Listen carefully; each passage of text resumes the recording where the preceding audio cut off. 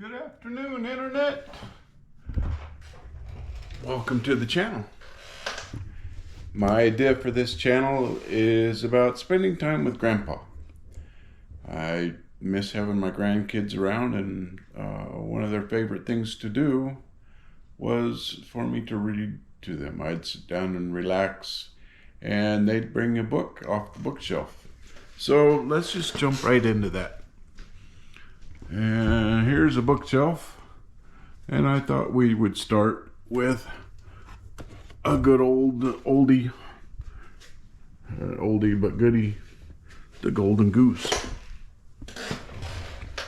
So you guys just sit right here, and hopefully you'll be able to see the pictures, and we will read a book. This is a very old version. The drawings are by L. Leslie Brooke. Can you see it? Over here more? Okay. The Golden Goose. There once was a man who had 3 sons, the youngest of whom he was called the Simpleton. He was laughed at and despised and neglected on all occasions. Now it happened one day that the eldest son wanted to go into the forest to hew wood, and his mother gave him a beautiful cake and a bottle of wine to take with him, so that he might not suffer from hunger or thirst. When he came to the wood, he met a little old gray man, who, bidding him good day, said, "Give me a small piece of the cake in your wallet, and let me have a drink, a mouthful of your wine. I am so hungry and thirsty." And you see the pictures?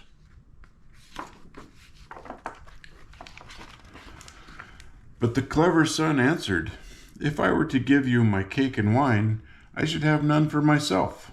So be off with you." And he left the little man standing there and walked away. Hardly had he begun to hew down a tree when his axe slipped and cut his arm, so that he had to go home at once and have the wound bound up. This was the work of the little gray man. Thereupon the second son went into the wood, and the mother gave him, as she had given to the eldest, a sweet cake and a bottle of wine. The little old man met him also, and begged for a small slice of cake and a drink of wine. But the second son spoke out quite plainly, "What I give to you, I lose myself. Be off with you." And he left the little old man standing there and walked on. Punishment was not long in coming to him, for he had given but 2 strokes at a tree when he cut his leg so badly that he had to be carried home. Then said the simpleton, "Father, let me go into the forest and hew wood." But his father answered to him, "Your brothers have done themselves much harm. So as you understand nothing about wood cutting, you had better not try."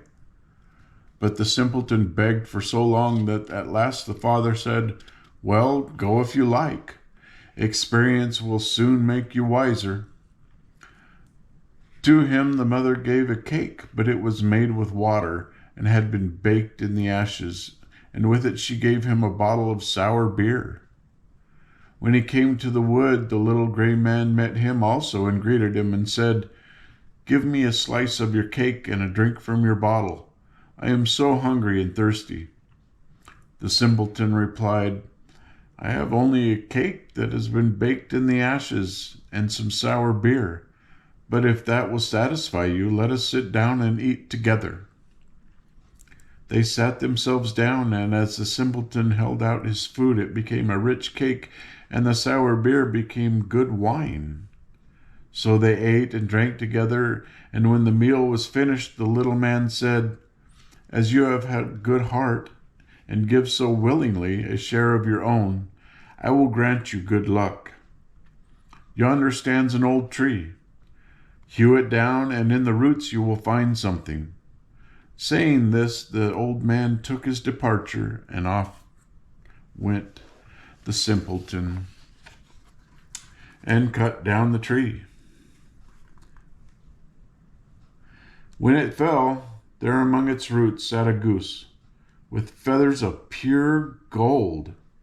He lifted her out and carried her with him to an inn where he intended to stay the night. Now the innkeeper had 3 daughters, who on seeing the goose were curious to know what wonderful kind of bird it could be, and longed to have one of its golden feathers. The eldest daughter thought to herself, "Surely a chance will come for me to pull out one of those feathers." And so when the simpleton had gone out, she caught the goose by the wing, but there her hand stuck fast. Shortly afterwards, the second daughter came, as she too was longing for a golden feather. She had hardly touched her sister, however, when she also stuck fast. And lastly came the third daughter with the same object. At this the others cried out, "Keep off, for goodness sakes, keep off!"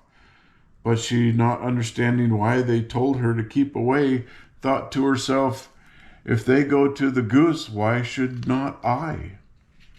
She sprang forward, but as she touched her sister, she too stuck fast, and pull as she might, she could not get away. Thus they had all to pass the night beside the goose. The next morning the simpleton took the goose under his arm and went on his way, without troubling himself at all about the 3 girls who were hanging to the bird. There they went, always running behind him, now to the right, now to the left, whichever he chose to go. There they are.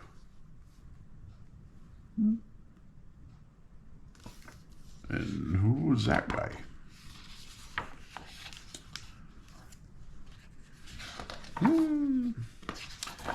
In the middle of the fields, they met the parson. That was the parson, huh? And when he saw the procession, he called out, "Shame on you, you naughty girls. Why do you run after a young fellow in this way? Come, leave go." With this, he caught the youngest by the hand and tried to pull her back. But when he touched her, he found that he could not get away, and he too must needs run behind. Then the sexton came along and saw the parson following on the heels of the 3 girls. This was so astonished him that he called out, "Hi, Sir Parson, whither away so fast? Do you forget that today we have a christening?" And ran after him and caught him by the coat, but he too remained sticking fast. As the 5 now ran on, one behind the other, 2 laborers who were returning from the field with their tools came along. The parson called out to them and begged that they would set him and the sexton free. No sooner had they touched the sexton than they too had to hang on, and now there were 7 running after the simpleton and the goose. In this way they came to a city where a king reigned who had only 1 daughter, who was so serious that no one could make her laugh. You see. Therefore, he had announced that whoever should make her laugh should have her for his wife. When the simpleton heard this, he went with his goose and his train before the princess, and when she saw the 7 people all running behind each other, she began to laugh. And she laughed and laughed till it seemed as though she would never stop. Thereupon the simpleton demanded her for his wife. But the king was not pleased at the thought of such a son-in-law, and he made all kinds of objections. He told the simpleton that he must first bring him a man who could drink off a whole cellar full of wine. At once the simpleton thought of the little gray man, who would be sure to help him. So off he went into the wood, and in the place where he had cut down the tree, he saw a man sitting who looked most miserable. The simpleton asked him what was the cause of his trouble. "I have such a thirst," the man answered, "and I cannot quench it. I cannot bear cold water. I have indeed emptied a cask of wine, but what is a drop like that to a thirsty man?" "In that case, I can help you," said the simpleton. "Just come with me, and you shall be satisfied." He led him to the king's cellar, and the man at once sat down in front of the great cask and drank and drank, till before a day was over he had drunk the whole cellar full of wine. Then the simpleton demanded his bride again, but the king was angry that a mean fellow everyone called a simpleton would win his daughter, and he made new conditions. Before giving him his daughter to wife, he said that the simpleton must find a man who would eat a whole mountain of bread. The simpleton did not stop long to consider, but went off straight to the wood. There, in the same place as before, sat a man who was buckling a strap tightly around him and looking very depressed. He said, "I have eaten a whole oven loaf of bread. But what help is that when a man is as hungry as I am? I feel quite empty, and I must strap myself together if I am not to die of hunger." The simpleton was delighted on hearing this and said, "Get up at once and come with me. I will give you enough to eat to satisfy your hunger." He led him to the king, who meanwhile had ordered all the meal in the kingdom to be brought together and an immense mountain of bread baked from it. The man from the woods set to work on it, and in one day the whole mountain had disappeared. For the third time the simpleton demanded his bride, but yet again the king tried to put him off and said that he must bring him a ship that would go both on land and water. "If you are really able to sail such a ship," said he, "you shall at once have my daughter for your wife." The simpleton went into the wood, and there sat the little old gray man to whom he had given his cake. "I have drunk for you, and I have eaten for you," said the little man, "and I will also give you the ship. All this I do for you because you were kind to me." Then he gave the simpleton a ship that went both on land and water, and when the king saw it, he knew he could no longer keep back his daughter. The wedding was celebrated, and after the king's death, the simpleton inherited the kingdom and lived happily ever after with his wife. Isn't that a wonderful story? Happy endings. Lived happily ever after. Good afternoon, Internet. I hope this finds you well. Welcome. Whoa, where'd you go? Oh, whew, took a tumble there. Thought we'd continue on where we left off last time. Remember, we read The Golden Goose, and remember the last page there. Let's see, get you guys to see the book and the pictures a little better. The three bears. Can you see that? Yeah. Alrighty. And yeah, I researched this book online, and it says it was published in 1905. Well, this is a 117-year-old book. That's incredible. Anyway, how about we continue here? The story of the three bears. Once upon a time, there were three bears who lived together in a house of their own in a wood. One of them was a little small wee bear, and one was a middle-sized bear, and the other was a great huge bear. They had each a pot for their porridge, a little pot for the little small wee bear, and a middle-sized pot for the middle bear, and a great pot for the great huge bear. See the bear? There's even one in the window. And they had each a chair to sit in. A little chair for the little small wee bear, and a middle-sized chair for the middle bear, and a great chair for the great huge bear. And they had each a bed to sleep in. a little bed for the little small wee bear, and a middle-sized bed for the middle bear, and a great big bed for the great huge bear. One day, after they had made the porridge for their breakfast and poured it into their porridge pots, they walked out into the wood while the porridge was cooling, that they might not burn their mouths by beginning too soon to eat it. See their porridge. And while they were walking, a little girl called Goldenlocks came to the house.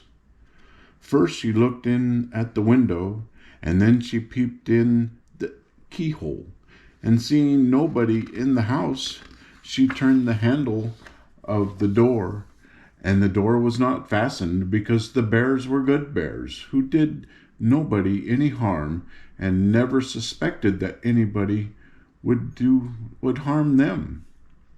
So Goldenlocks opened the door and went in, and well pleased she was when she saw the porridge on the table. If she had been a thoughtful little girl, she would have waited till the bears came home, and then perhaps they would have asked her to breakfast, for they were good bears, the Goldenlocks.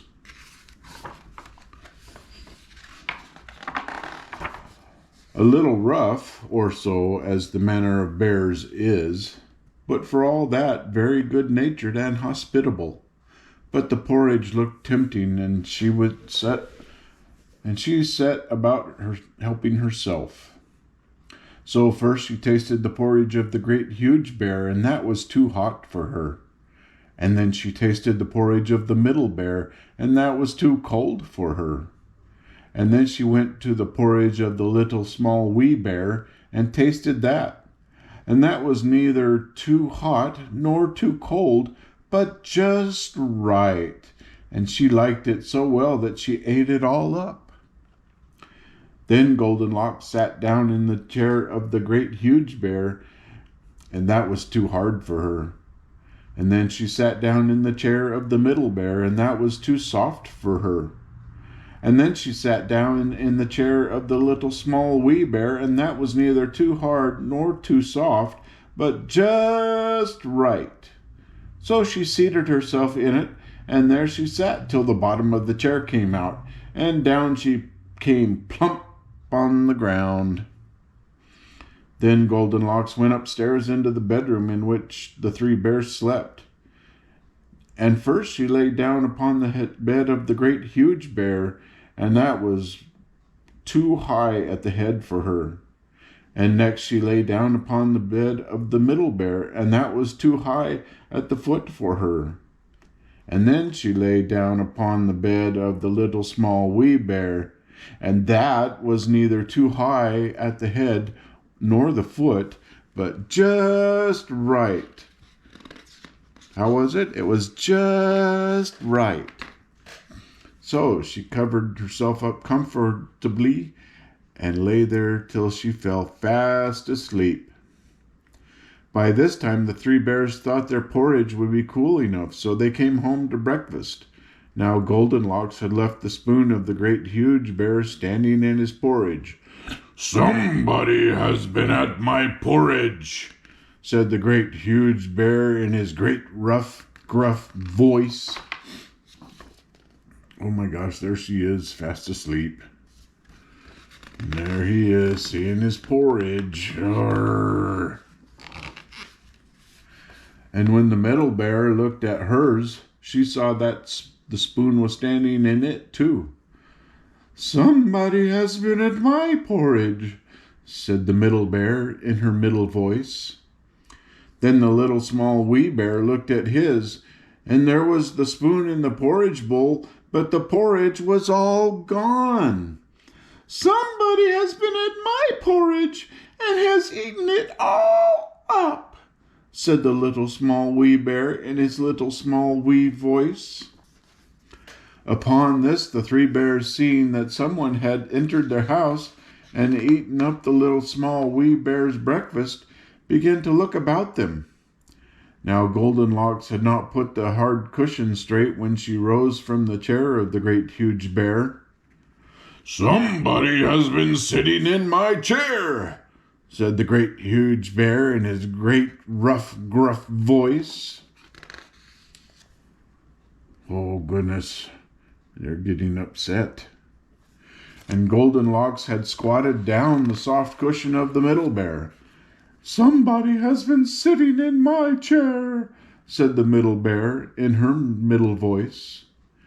And you know what Goldilocks had done to the third chair. "Somebody has been sitting in my chair and has sat the bottom out of it," said the little small wee bear in his little small wee voice.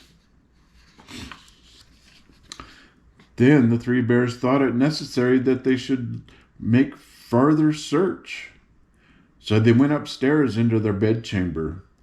Now Goldenlocks had pulled the pillow of the great huge bear out of its place. "Somebody has been lying in my bed," said the great huge bear in his great rough voice. And Goldenlocks had pulled the bolster of the middle bear out of its place. "Somebody has been lying in my bed," said the middle bear in her middle voice. And when the little small wee bear came to look at his bed, there was the bolster in its place, and the pillow in its place upon the bolster, and upon the pillow was the head of Goldenlocks, which was not in its place, for she had no business there. "Somebody has been lying in my bed, and here she is," said the little small wee bear in his little small wee voice. Goldenlocks had heard in her sleep the great rough, gruff voice of the great huge bear and the middle voice of the middle bear, but it was only as if she had heard someone speaking in a dream. But when she heard the little small wee voice of the little small wee bear, it was so sharp and so shrill that it awakened her at once. Up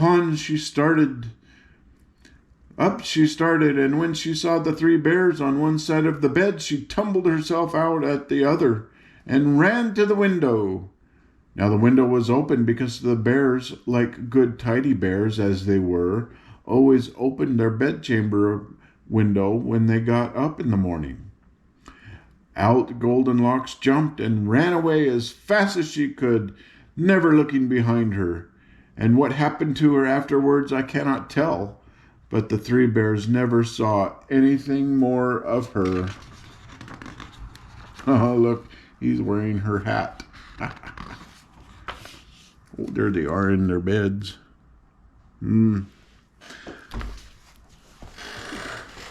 I hope you enjoyed this story, and we'll see you at the next one. Good afternoon, Internet. Sitting here messing around in the office, staring at the window. Figured it must be time for another story. So let's go get the book. I think there's a couple more in there before we finish this one off. The Golden Goose Book. We've done the Golden Goose. Yes, we did the three bears. Oh, what's next? Remember? We get little hints, don't we? Can you see? Oh, yeah, you can see fine. All right. The story of the three little pigs.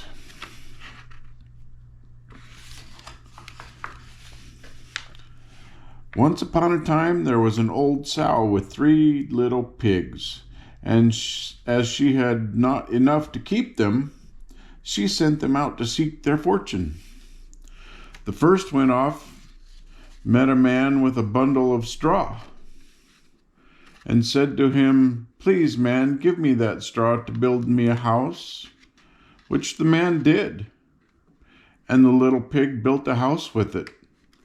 Presently came along a wolf and knocked at the door and said, little pig, let me come in." To which the pig answered, "No, no, by the hair of my chinny chin chin." "Then I'll huff and I'll puff and I'll blow your house in," said the wolf. Oh, there's the pictures. Boop, boop, boop, boop, boop. So he huffed and he puffed and he blew his house in and ate up the little pig. "Hello, wife." Grandma. It's Mrs. Grumpatime to you, baby. All right, back from the big germ house. I'm gonna eat lunch. Okay. Keep reading. Doing great. Thanks.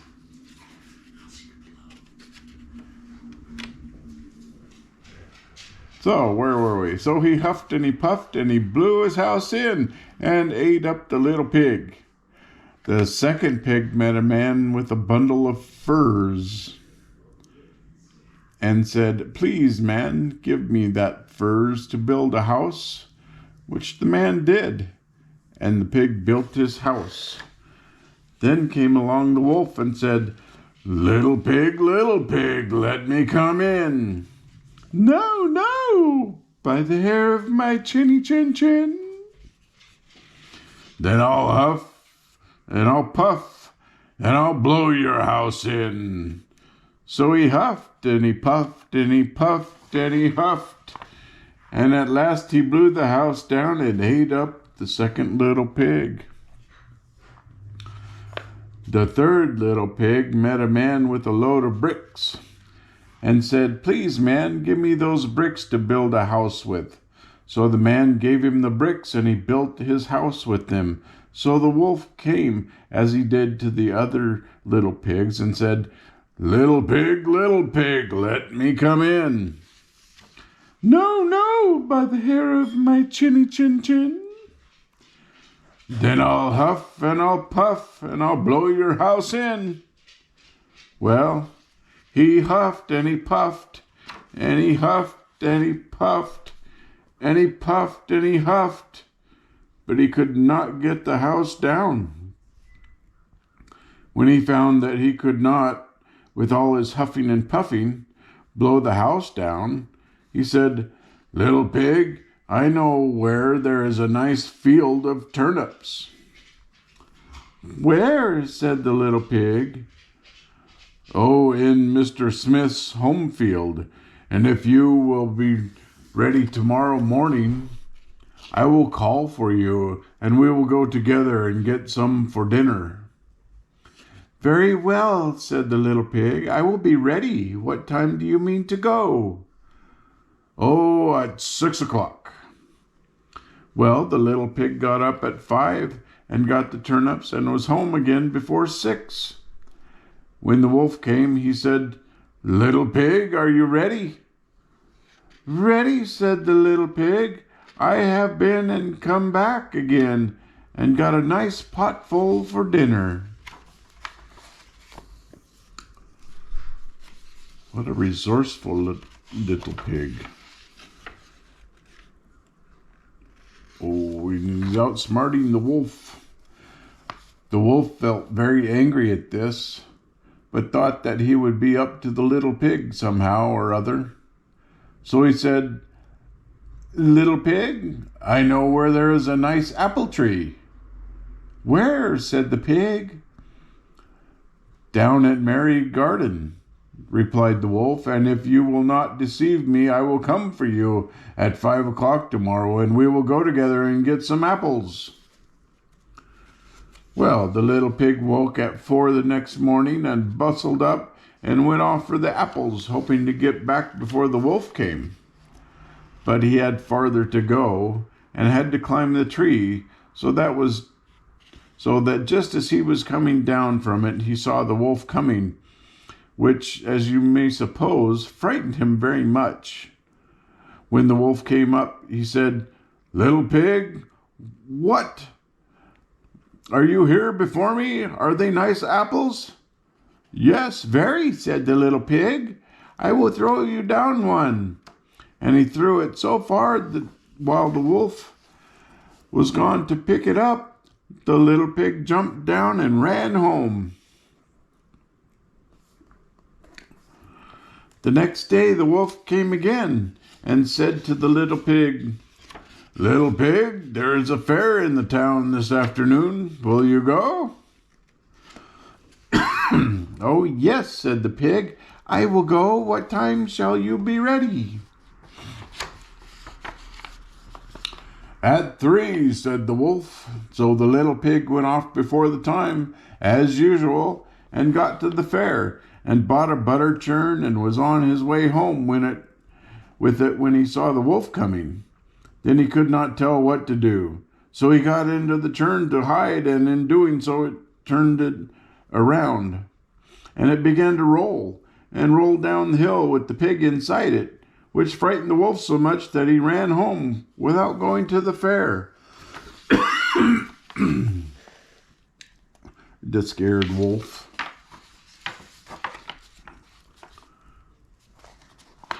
He went to the little pig's house and told him how frightened he had been by a great round thing which came down the hill past him. Then the little pig said, "Ha! I frightened you, did I? I had been to the fair and bought a butter churn, and when I saw you, I got into it and rolled down the hill."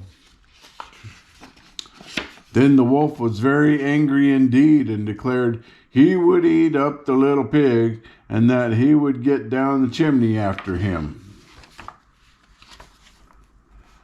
Ooh, can you guess what's going to happen? Look at the picture. When the little pig saw what he was about, he hung on the pot full of water and made up a blazing fire, and just as the wolf was coming down, took off the cover of the pot, and in fell the wolf. And the little pig put on the cover again in an instant, boiled him up, and ate him for supper, and lived happy ever after. Well, isn't that nice? There's another happy ending. Well, unless you're the wolf. That's, yeah.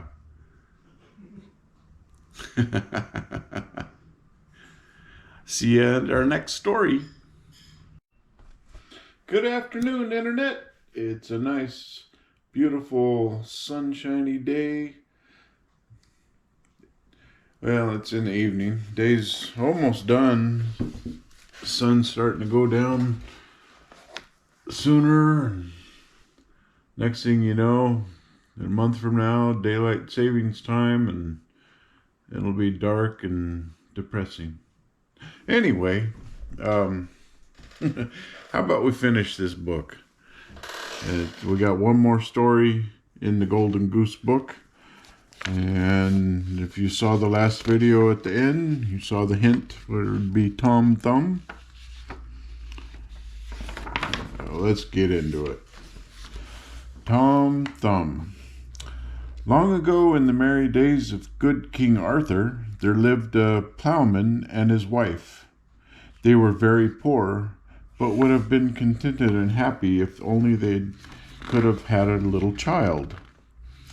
One day, having heard of the great fame of the magician Merlin, who was living at the court of King Arthur, the wife persuaded her husband to go and tell him of their trouble. Having arrived at the court, the man besought Merlin with tears in his eyes to give them a child, saying that they would be quite content even though it should be no bigger than his thumb. Merlin determined to grant the request, and what was the countryman's astonishment to find when he reached home that his wife had a son who, wonderful to relate, was no bigger than his father's thumb. The parents were now very happy, and the christening of the little fellow took place with great ceremony. The fairy queen, attended by all her company of elves, was present at the feast. She kissed the little child, and giving it the name of Tom Thumb, told her fairies to fetch the tailors of her court, who dressed her little godson according to her orders.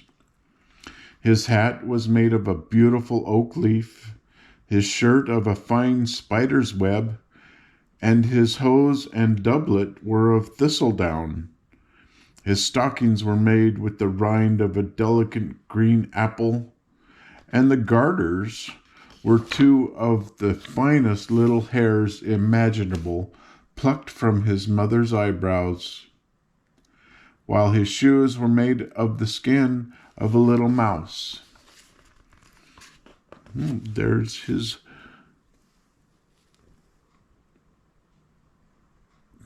giving him all the clothes.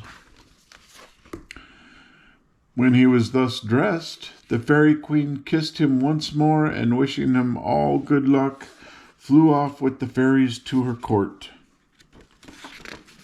As Tom grew older, he became very amusing and full of tricks, so that his mother was afraid to let him out of her sight. One day, while she was making a batter pudding, Tom stood on the edge of the bowl, with a lighted candle in his hand, so that she might see that the pudding was made properly. Unfortunately, however, when her back was turned, Tom fell into the bowl, and his mother, not missing him, stirred him up in the pudding, tied it in a cloth, and put it into the pot. The batter filled Tom's mouth and prevented him from calling out. But he had no sooner felt the hot water than he kicked and struggled so much that the pudding jumped about in the pot, and his mother, thinking the pudding was bewitched, was nearly frightened out of her wits. Pulling it out of the pot, she ran with it to her door and gave it to a tinker who was passing. He was very thankful for it, and looking forward to having a better dinner than he had enjoyed for many a long day. But his pleasure did not last long, for as he was getting over a stile, there he is, making the pudding jump around in the pot. She's dropped the spoon. Oh no. But his pleasure did not last long, for as he was getting over a stile, he happened to sneeze very hard, and Tom, who had been quite quiet inside the pudding for some time, called out at the top of his little voice, "Hello, Pickens!" This so terrified the tinker that he flung away the pudding and ran off as fast as he could. The pudding was all broken to pieces by the fall, and Tom crept out, covered with batter, and ran home to his mother, who had been looking everywhere for him, and was delighted to see him again. She gave him a bath in a cup, which soon washed off all the pudding, and he was none the worse for his adventure. A few days after this, Tom accompanied his mother when she went into the fields to milk the cows, and fearing he might be blown away by the wind, she tied him to a sow thistle with a little piece of thread. While she was milking, a cow came by, bit off the thistle, and swallowed up poor Tom. Oh my gosh. Poor Tom did not like her big teeth and called out loudly, "Mother, mother! But where are you?"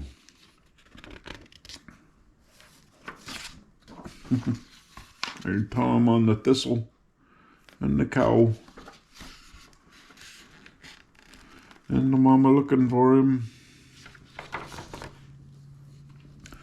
"Tommy, my dear Tommy," cried out his mother, wringing her hands. "Here, mother," he shouted, "inside the red cow's mouth." And saying that, he began to kick and scratch till the poor cow was nearly mad, and at length tumbled him out of her mouth. On seeing this, his mother rushed to him, caught him in her arms, and carried him safely home. Oh, see how old the book is? It's been taped long ago. The tape's even yellowed. Some days after this, his father took him to the fields a plowing, and gave him a whip made of a barley straw, with which to drive the oxen. But little Tom was soon lost in a furrow. An eagle, seeing him, picked him up and flew with him to the top of a hill where stood a giant's castle. The giant put him at once into his mouth, intending to swallow him up, but Tom made such a great disturbance when he got inside that the monster was soon glad to get rid of him and threw him far away into the sea. See, he's flying into the water. But he was not drowned, for he had scarcely touched the water before he was swallowed by a large fish, which was shortly afterwards caught and offered to King Arthur as a present by the fishermen. When the fish was opened, everyone was astonished at finding Tom inside. He was at once carried to the king, who made him his court dwarf. Long time he lived in jollity, beloved of the court, and none like Tom was so esteemed amongst the better sort. The queen was delighted with the little boy, and made him dance a gaillard on her left hand. He danced so well that King Arthur gave him a ring, which he wore round his waist like a girdle. Dancing on the queen's hand. Tom soon began to long to see his parents again, and begged the king to allow him to go home for a short time. This was readily permitted, and the king told him he might take with him as much money as he could carry. And so away goes lusty Tom, with 3 pence at his back, a heavy burthen which did make his very bones to crack. He had to rest more than 100 times by the way, but after 2 days and 2 nights he reached his father's house in safety. His mother saw him coming and ran out to meet him, and there was great rejoicing at his arrival. He spent 3 happy days at home and then set out for the court once more. Shortly after his return, he one day displeased the king, so fearing the royal anger, he crept into an empty flower pot where he lay for a long time. At last he ventured to peep out, and seeing a fine large butterfly on the ground close by, he stole out of his hiding place, jumped on its back, and was carried up into the air. The king and nobles all strove to catch him, but at last poor Tom fell from his seat into a watering pot, in which he was almost drowned. Only luckily the gardener's child saw him and pulled him out. There he is on the butterfly. Everybody trying to catch him. The king was so pleased to have him safe once more that he forgot to scold him, and made much of him instead. Tom afterwards lived many years at court, one of the best beloved of King Arthur's knights. Thus he at tilt and tournament was entertained so that all the rest of Arthur's knights did him much pleasure show. With good Sir Launcelot du Lake, Sir Tristram, and Sir Guy, yet none compared to brave Tom Thumb in acts of chivalry. That's all. There he is. What is he writing? Is that a little mouse?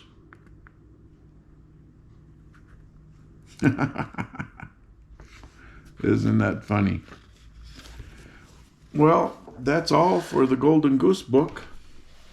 I hope you enjoyed all the stories, and we will try to figure out what to read next. Have a great night.